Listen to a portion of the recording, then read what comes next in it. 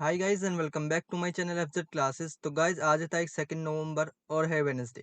आज हम the Hindu newspaper का एनालिसिस करेंगे। उस न्यूज़पेपर में देखेंगे कि कौन कौन से आर्टिकल हमारे एग्जाम के पॉइंट ऑफ व्यू से इंपॉर्टेंट है।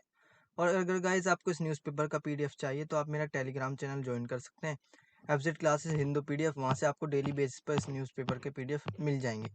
उसका लिंक मैं डिस्क्रिप्शन बॉक्स में डाल दूंगा। तो चलिए बिना टाइम वेस्ट करे वीडियो को शुरू कर लेते हैं। सबसे पहले आर्टिकल जो हमारे एग्जाम के पॉइंट ऑफ व्यू से इंपॉर्टेंट है वो फर्स्ट पेज पर दिया गया है। इसमें बताया है जो अक्टूबर का जीएसटी रिवेन्यू हमें देखने को मिला है उसने क्रॉस कर दिया है 1.51 लाख करोड़। यानी कि इतनी ज़्यादा अमाउंट उसने क्रॉस कर दिया। जीएसटी का रिवेन्यू जो देखने को मिला है मतलब 1 लाख करोड़ वो प्लस पहुंच गया। फेस्टिव सीजन इस पर second highest revenues from a domestic transaction in the month. क्यों? सिंपल सी बात है, इस महीने ज़्यादा से ज़्यादा क्या था, फेस्टिव सीजन ही था। इस वजह से ज़्यादा देखने को मिला है जीएसटी का revenue. Haryana recorded the highest tick of 37% while the national average stood at 18% during अक्टूबर। हरियाणा में सबसे ज़्यादा जीएसटी कलेक्ट देखने को मिला है 37% से, और नेशनल एवरेज जो रहा है हर स्टेट में वो अक्टूबर में 18% रहा है।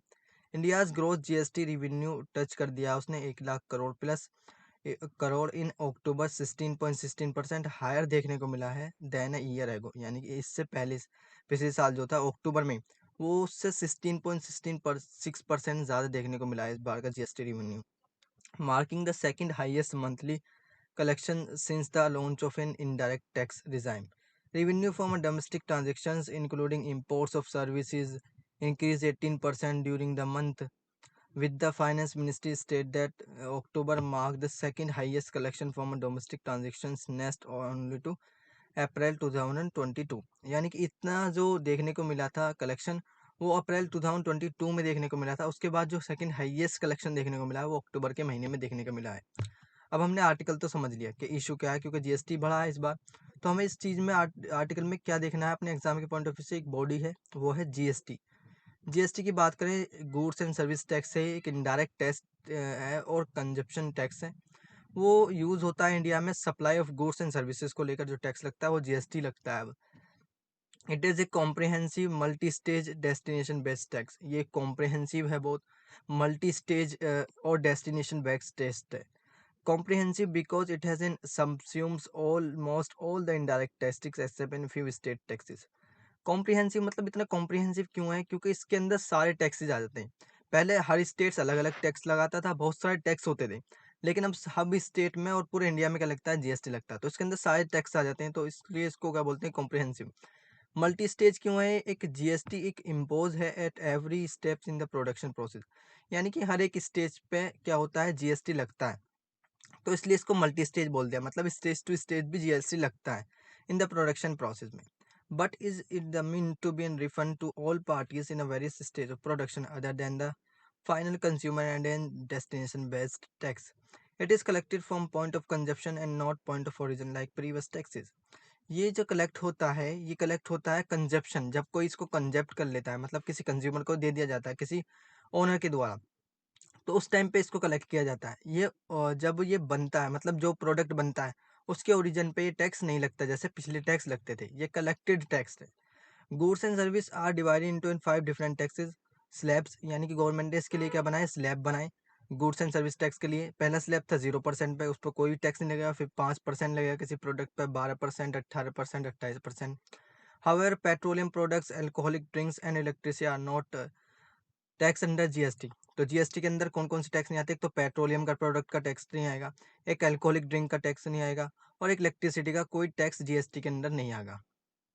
And instead are tax separately by individual state government. और इन टैक्सेस जो ये 3 प्रोडक्ट हैं, इन टैक्सेस को इंडिविजुअली स्टेट गवर्नमेंट लगाती है। जैसे उसकी जैसे वो चाहे ऐसे उनको टैक्स को लगा देती है। As per the previous tax system there is in special rate of 0.25% on rough precious and semi precious precision stones and 3% on gold.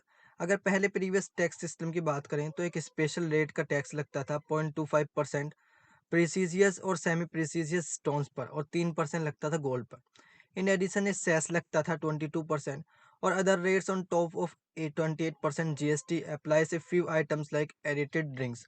यानी कि जो जीएसटी होता है उसमें जो 28% होता है वो बहुत ही कम प्रोडक्ट पे लगता है, जैसे एडिटेड ड्रिंक्स पे लगता है, लग्जरी कार पे, और तंबाकू प्रोडक्ट्स पे। Pre GST the statutory tax rate for most goods was about 26.5%. Post GST most goods are expected to be in 18% rate slab. बात करें अगर जीएसटी से पहले तो ज़्यादातर टैक्स जो लगते थे प्रोडक्ट पर, वो एवरेज टैक्स जो लगता था 26.5% लगता था। लेकिन जीएसटी के बाद ये टैक्स थोड़ा कम हो गया, 18% टैक्स रेंज रह गई है किसी भी प्रोडक्ट की। और जीएसटी को लाया गया था 1 जुलाई 2017 में through the implementation of 105 first amendment हुआ था कॉन्स्टिट्यूशन के अंदर बाय द इंडियन गवर्नमेंट के द्वारा। The GST replace existing multiple taxes levied by the central and state government. तो जीएसटी ने बहुत सारे टैक्सेस को क्या कर दिया, रिप्लेस कर दिया है, जो सेंट्रल स्टेट गवर्नमेंट लगाती थी किसी भी कंज्यूमर पर। तो हमने जीएसटी के बारे में डिटेल में देख लिया। अब देख लेते हैं नेक्स्ट आर्टिकल। नेक्स्ट आर्टिकल इसके राइट में दिया गया है। इसमें बताया गया है जो आरएलडी चीफ हैं, मतलब राष्ट्रीय लोक दल के जो चीफ हैं, उन्होंने कहा है कि हमें डिसीजन दो डिस्क्वालिफिकेशंस ऑफ बीजेपी एमएलए, यानी कि हमें डिस्क्वालिफिकेशंस का क्या दो, हमें डिसीजन दो कि बीजेपी एमएलए को डिस्क्वालीफाई किया जाएगा नहीं किया जाएगा। Rashtriya Lok Dal chief Chaudhary Jayant Singh on Tuesday wrote to Uttar Pradesh assembly speaker Satish Mahana raising concerns about different interpretation of law for members of ruling party and opposition. ये बताया इन्होंने।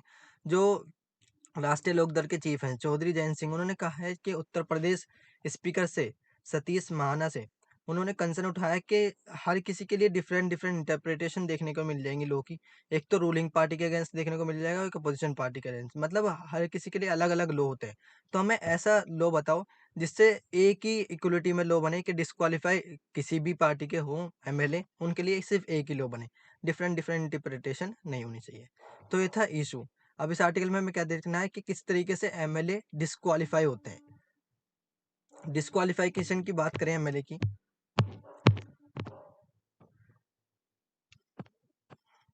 एमएलए की डिस्क्वालिफिकेशन की बात करें तो तीन तरीके से, तीन क्राइटेरिया हैं जिससे एमएलए डिस्क्वालीफाई हो सकते हैं। एक तो 10 शेड्यूल है। अकॉर्डिंग टू 10 शेड्यूल कोई भी एमएलए डिस्क्वालीफाई हो सकता है अगर वो एंटी डिफेक्शन एक्ट के अंदर आ जाए। A person shall be disqualified as a member of legislative assembly और a member of legislative council. MLC का भी और एमएलए का भी कोई भी मेंबर डिस्क्वालीफाई हो सकता है अगर वो शेड्यूल 10 एंटी डिफेक्शन लॉ के अंदर आ जाए। और दूसरा क्राइटेरिया ये है कोई इलेक्टेड मेंबर अपने आप मेंबरशिप छोड़ दे किसी पॉलिटिकल पार्टी की तो ऑटोमेटिकली एमएलए से पद से हट जाएगा। और तीसरा यह है कि एक इलेक्टेड मेंबर अपनी वोट्स को एब्सटेन कर ले from voting in such house contrary to any directions issued by his political party और anyone authorised to so to do without obtaining prior permission. मतलब कोई भी इलेक्टेड मेंबर अपनी वोट्स को एब्सटेन कर ले from a voting in such house contrary to any direction, किसी भी डायरेक्शन में जो उसकी पॉलिटिकल पार्टी से बिना परमिशन के वो इस चीज़ को कर दे, तो उसके बिहाफ पे डिस्क्वालीफाई किए जा सकते हैं एमएलए को। अब हमने एमएलए का डिस्क्वालिफिकेशन भी देख लिया। अब देख लेते हैं नेक्स्ट आर्टिकल जो हमारे एग्जाम के पॉइंट ऑफ व्यू से इंपोर्टेंट है। हाँ, नेक्स्ट आर्टिकल जो हमारे एग्जाम के पॉइंट ऑफ व्यू से इंपोर्टेंट है वो हमें इस इमेज से देखना है। इस इमेज में दिखाया गया है कि किस तरीके से पॉल्यूशन देखने को मिला है सिटी के अंदर। A layer of smog engulfed Humayun's tomb in Delhi, यानी कि दिल्ली के अंदर इतना ज़्यादा पॉल्यूशन देखने को मिल रहा है। Air quality deteriorated to the severe category according central pollution control board का डाटा है कि दिखाया कि किस तरीके से एयर क्वालिटी डिटोरेट होती जा रही है दिल्ली के अंदर। Commission of air quality management direct to the government to intensify preventive measures and consider deploying water sprinklers. जो एयर क्वालिटी मैनेजमेंट के कमीशंस हैं उन्होंने बोला है गवर्नमेंट से कि वो प्रिवेंट करें, यानी कि इस चीज़ कुछ ऐसे मेजर ले जिससे ये पोल्यूशन थोड़ा कम हो सके, और वाटर स्प्रिंकल्स करे जिससे स्मॉग बिल्कुल हट सके यहाँ से दिल्ली के अंदर से। तो हमने इशू तो देख लिया। अब इस आर्टिकल में हमें क्या पढ़ना है, हिमायूस टॉम के बारे में पढ़ना है। ये मेडिवल हिस्ट्री का बहुत अच्छा टॉपिक है। हिमायूस टॉम की बात करें तो एक टॉम्ब है मुगल एम्परर हुमायूं का दिल्ली के अंदर। Tomb was commission by the Humayun's first wife and chief consort. तो टॉम्ब किसके द्वारा कमीशन किया गया, हुमायूंस की फर्स्ट वाइफ और चीफ कंसर्ट के द्वारा। एम्प्रेस बेगम नाम था इनका, under her patronage in 1558 and designed by Mirak Mirza Ghiyas and his son. तो किसने इसको डिजाइन किया है, मिरक मिर्जा ग्यास ने और उनके बेटे ने सैयद मोहम्मद ने। पर्शियन आर्किटेक्ट्स के द्वारा इसको बनाया गया है। It was the first garden Tom देखने को मिल जाएगा इंडियन सब कॉन्टिनेंट पे, और इसको ये लोकेलिटी देखने को मिल जाएगा निजामुद्दीन ईस्ट दिल्ली के अंदर। क्लोज टू द दीन पना चिताडल, ये दीन पना के क्या है पास है, जो कि अकबर ने बनवाया था। आल्सो नोन एज, हम पुराना किला भी बोलते हैं, ओल्ड फोर्ट भी से बोलते हैं। दैट हुमायूं फाउंड इन 1538 में हुमायूं ने इसको फाउंड किया था। It was also the first structure है to use red stone at the such a scale, मतलब ये एक ऐसा स्ट्रक्चर बनाया गया है जिसके अंदर बहुत हद तक रेड स्टोन को लगाया गया है। The Tom was declared UNESCO world heritage site में इसको 1903 में क्या कर दिया गया था, डिक्लेयर कर दिया गया था। And since that has undergone extensive restoration work which is complete, इसके अंदर फिर थोड़ा सा रिपेयर का रिस्टोरेशन का काम चला जो कंप्लीट हो गया था। Beside the main tomb enclosure of Himayas, several smaller monuments dot the pathway leading up to and from the main entrance in the west, including one that even predates the main tombs itself by 20 years. It is a tomb complex of Isa Khan Niazi. ये एक complex का tomb है ईशा खान नियाजी का। इन Afghan Nobel थे in Sher Shah Suri's court of an Suri dynasty who fought against the Mughals, जो मुगल के against लड़े थे, जो कंस्ट्रक्टेड हुआ था 1547 सी में। अब इसके बारे में थोड़ा शॉर्ट में जान लेते हैं। तो एक टॉम्ब है, आर्किटेक्चर स्टाइल क्या है इसका, मुगल में बनाया गया है, और लोकेशन इसकी मथुरा रोड निजामुद्दीन इस दिल्ली में देखने को मिल जाएगी। आर्किटेक्ट ये मिराक मिर्जा ज्ञात, ये सैयद मोहम्मद ने इसको क्या किया था, आर्किटेक्ट किया था। और यूनेस्को वर्ल्ड हेरिटेज साइट में इसका ऑफिशियल नाम क्या है, हुमायूंस टॉम्ब दिल्ली। क्राइटेरिया क्या है, कल्चरल है। और इंस्क्रिप्शन क्या है, 1993 में इसको क्या कर दिया गया था, यूनेस्को वर्ल्ड हेरिटेज साइट में डिक्लेयर कर दिया गया था। एक्सटेंशन इसका 2006 में हुआ था। अब हमने हुमायूंस टॉम्ब के बारे में देख लिया, अब देख लेते हैं नेक्स्ट आर्टिकल जो हमारे एग्जाम, हाँ नेक्स्ट आर्टिकल जो हमारे एग्जाम के पॉइंट ऑफ व्यू से इंपॉर्टेंट है वो टेस्ट एंड कंटेस्ट में दिया गया है। इसमें बताया है सिर्फ इस आर्टिकल्स को हमें क्या करना है, रीड करना है। इसमें बताया है कि पैडी का जो प्रोक्योरमेंट है, मतलब पैडी की जो वसूली है, वो खरीफ रीजन जो अभी चल रहा है हमारा, उसके अंदर बहुत ज़्यादा पैडी का इंक्रीमेंट देखने को मिला है। 12% से इंक्रीज देखने को मिला है in the paddy procurement by government to 170.53 lakh tons till October of the ongoing 2022-23 kharif marketing season, यानी कि जो अभी खरीफ सीजन चल रहा है उसके अकॉर्डिंग ही अक्टूबर के लास्ट तक क्या देखने को मिला, बहुत ज़्यादा, मतलब 12% पैडी का प्रोक्योरमेंट देखने को मिला है, गवर्नमेंट के डाटा ने बताया है according to the food ministry data.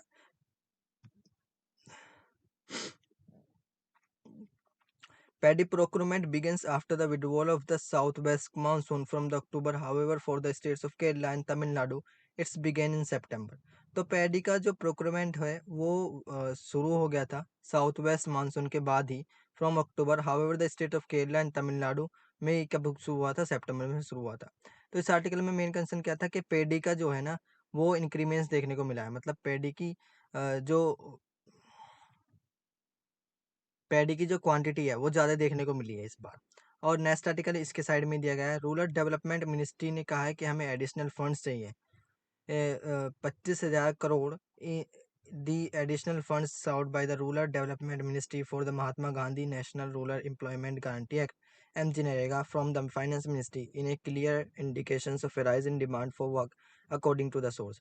उसने कहा है मिनिस्ट्री ने, रूरल डेवलपमेंट मिनिस्ट्री जो कि एम जी नरेगा को क्या करती है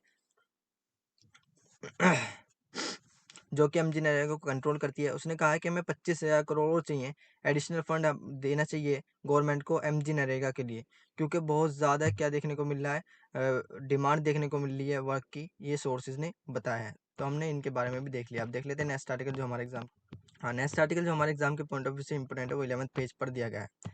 ये आर्टिकल बहुत इंपॉर्टेंट है। अभी एससीओ की मीटिंग हो रही है और जयशंकर साहब ने किस चीज़ को टारगेट किया है, बीआरआई को, बेल्ट एंड रोड इनिशिएटिव्स को।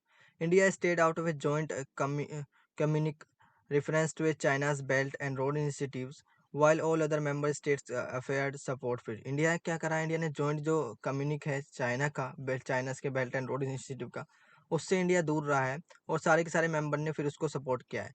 Connectivity project must respect sovereignty issues, ex-external affairs minister S. Jaishankar Saab in a reference to China's Belt and Road initiatives at a virtual meeting।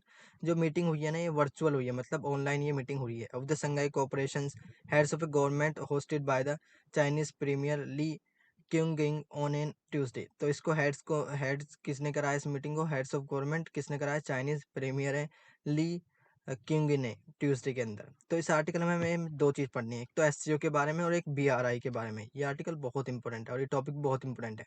SCO की बात करें तो Shanghai cooperation organisation एक Eurasian political economic and security organisation देखने को मिल जाएगी। ये पूरी दुनिया की, पूरे वर्ल्ड की लार्जेस्ट रीजनल ऑर्गेनाइजेशन है in terms of geographical scope से भी, मतलब एरिया से भी, पॉपुलेशन से भी। अप्रोक्सीमेटली 60% एरिया कवर करती है यूरेशिया का और 40% पूरे वर्ल्ड पॉपुलेशन का, एंड मोर देन 30% इसकी ग्लोबल जीडीपी देखने को मिल जाएगी। इससे पहले जो इसके फील्ड में काम करता था वो संघाई 5 काम करता था और ये फॉर्म हुआ था 1996 में between the People's Republic of China, Kazakhstan, Kyrgyzstan, Russia और तजिकिस्तान। ऑन 15 जून 2001 में leader of national and Uzbekistan Shanghai में मिले थे। उन्होंने अनाउंस किया था एक हम ऑर्गेनाइजेशन बना रहे हैं जिसका डीपर पॉलिटिकल इकोनॉमिक कोऑपरेशन होगा। एससीओ चार्टर साइन हुआ 7 जुलाई 2002 में और इसको एंटर ये फोर्स में कब आया, 19 सितंबर 2003 में। इसकी मेंबरशिप है सिंस एक्सपेंड, इसकी मेंबरशिप बढ़ाई गई और 80 स्टेट से इसकी मेंबरशिप उस टाइम तक पहुंच गई थी और इंडिया और पाकिस्तान ने इसको ज्वाइन किया था 9 जून 2017 में। सेवरल कंट्रीज ऑब्जर्वर और डायलॉग पार्टनर्स देखने को मिल जाएंगे इसके। एससीओ गवर्न होता है हेड्स ऑफ स्टेट काउंसिल के द्वारा और एक सुप्रीम डिसीजन मेकिंग बॉडी है जो हर मीटिंग इसकी कब होती है, हर 1 साल के बाद होती है। अब इसके बारे में थोड़ा शॉर्ट में देख लेते हैं। इसकी एब्रीवेशन एससीओ है। प्रेडिसर इससे पहले कौन काम करता था इसी फील्ड में, संघाई 5। फॉर्मेशन इसकी हुई थी 15 जून 2001 में। टाइप क्या है, एक mutual security political and economic alliance है। इसका हेडक्वार्टर बीजिंग में देखने को मिल जाएगा, चाइना के अंदर। इसके मेंबरशिप स्टेट देखें तो China, India, Kazakhstan, Kyrgyzstan, Pakistan, Russia, Tajikistan, Uzbekistan. Observers के अफगानिस्तान, बेलारूस, ईरान, मंगोलिया हैं। डायलॉग पार्टनर्स के Armenia, Azerbaijan, Cambodia, Egypt, Nepal, Qatar, Saudi Arabia, Sri Lanka और तुर्की देखने को मिल जाएंगे। इसकी गेस्ट अटेंडेंस कौन है, एशियानसिस, तुर्कमेनिस्तान और यूएन। और इसकी ऑफिशियल लैंग्वेज आपको जरूर याद रखनी है, इसकी ऑफिशियल लैंग्वेज है चाइनीज और रशियन। अब हमने एससीओ के बारे में देख लिया। अब एक और मोस्ट इंपोर्टेंट टॉपिक है, वो है BRI, belt and road initiative. ये चाइना का इनिशिएटिव है। फॉर्मली से हम one belt one road initiative भी बोलते हैं। एक ग्लोबल इंफ्रास्ट्रक्चर डेवलपमेंट स्ट्रेटेजी है जो चाइनीज गवर्नमेंट ने चलाई थी 2013 से 2013 में, to invest in nearly 150 countries and international organisation. या मतलब चाइनीज गवर्नमेंट इन्वेस्ट करेगी 115 कंट्रीज में। It is considered a centrepiece of the China's leader Xi Jinping foreign policy. ये किससे रिलेट करता है, जो चाइना के लीडर हैं जी जिनपिंग की फॉरेन पॉलिसी से रिलेट करता है, मतलब ये उनकी फॉरेन पॉलिसी है। BRI form a central component of Xi major country diplomacy, Chinese strategy which calls for China to assume a greater leadership role for global affairs in according with their rising power and status। China की basically जो China चाहता है कि वो हर किसी countries में क्या करे, अपना इन्वेस्टमेंट करे और उसको अपने अंदर ले ले। हर किसी कंट्री को क्या करे, अपने पे डिपेंडेंट बना ले। तो वो हर किसी कंट्री में अपनी पावर को बढ़ा रहा है, अपनी स्टेटस को बढ़ा रहा है। इसको क्या बोलते हैं, बीआरआई। बीआरआई मतलब border belt and road initiative, मतलब हर कंट्रीज में अपने रोड फैला रहा है जिससे वो अच्छे से अच्छा ट्रेड कर सके, कोऑपरेशन बना सके हर कंट्रीज के बाद, जिससे उसकी इकोनॉमी अच्छी हो सके। 149 countries were list as in having signed up to an BRI. तो अगस्त 2022 तक 149 कंट्रीज ने इसको साइन कर लिया था बीआरआई को। Xi originally announce the strategy as a silk road economic belt during an official visit to Kazakhstan in September 2013। तो जी ने ओरिजिनली अनाउंस कर दिया था एक strategy silk road economic belt. एक विजिट हुई थी, ऑफिशियल विजिट कजाकिस्तान में सितंबर 2013 में। Belt is short for the silk road economic belt, referring to the proposed overland routes for roads and rail transportation through a landlocked Central Asia along the famed historical trade routes of the western region। Basically अगर देखें तो ये जो road and belt and road initiative है, इसके अंदर roots बनाए जाएंगे, रोड्स बनाए जाएंगे, रेल ट्रांसपोर्टेशन बनाए जाएंगे लैंडलॉर्ड कंट्रीज जो हैं सेंट्रल एशिया के अंदर, जिससे चाइना का ट्रेड अच्छा हो सके। Whereas road is a short for the 21st century maritime silk road, referring to the Indo-Pacific sea routes through Southeast Asia to South Asia, the Middle East, Asia and Africa। मतलब पूरी continent में वो जितने भी world में continent है उन सब के से चाहता है कि चाइना क्या हो, हमारा इकोनॉमी बूस्ट हो और हमारा ट्रेड उनसे अच्छा हो। साउथ एशिया हो, चाहे मिडिल ईस्ट एशिया हो या अफ्रीका हो। Example of belt and road initiative infrastructure investment including ports में वो इन्वेस्टमेंट करता है, इसके स्क्रैप्चर्स में, रेल रोड्स में, ब्रिजेस में, एयरपोर्ट्स में, डैम्स में, कोयल फायर्ड पावर स्टेशन में और रेल रोड टनल्स में, वो सब में इन्वेस्टमेंट करता है चाइना। अब इसके बारे में थोड़ा शॉर्ट में देख लेते हैं। तो इसकी एब्रिविएशन BRI है, इसका फॉर्मेशन हुआ था 2013 में। फाउंडर कौन है? चाइना। पर्पस क्या है उसका? कि वो प्रमोट करे economic development, inter regional connectivity. इसकी लोकेशन वर्ल्ड वाइड देखने को मिल जाएगी। अब हमने BRI के बारे में भी डिटेल में डिस्कस कर लिया। अब देख लेते हैं नेक्स्ट आर्टिकल जो हमारे एग्जाम के पॉइंट ऑफ व्यू से इंपॉर्टेंट है। तो गाइज ये आर्टिकल थे जो हमारे एग्जाम के पॉइंट ऑफ व्यू से इंपॉर्टेंट थे। वीडियो अच्छे लगे तो वीडियो को लाइक करें एंड चैनल को सब्सक्राइब करें। मिलते हैं नेक्स्ट वीडियो में, तब तक के लिए थैंक यू, जय Hind and never give up.